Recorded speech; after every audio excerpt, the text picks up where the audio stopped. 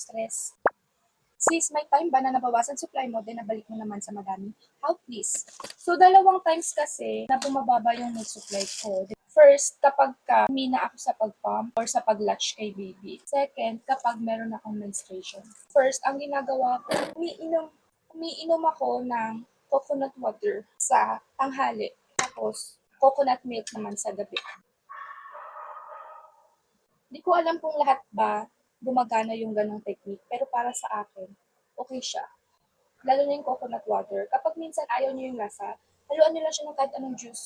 Siyempre, since bumaba milk supply ko and eager akong bumalik siya sa usual na milk supply ko, ang ginagawa ko lang is, nagpapump pa ako. And usually talaga ang ginagawa ko, I pump after lunch. At yun pala yung pag-inom mo ng marami, coconut water, coconut milk, at saka pag-pump frequently, hindi yan agad-agad makikita. Papansin mo na laya, after 2 weeks, yung iba nga 1 month pa, the breast milk common rule is more demand, more supply. Work siya sa inyo kung gagawin niyo lang siya ng tama.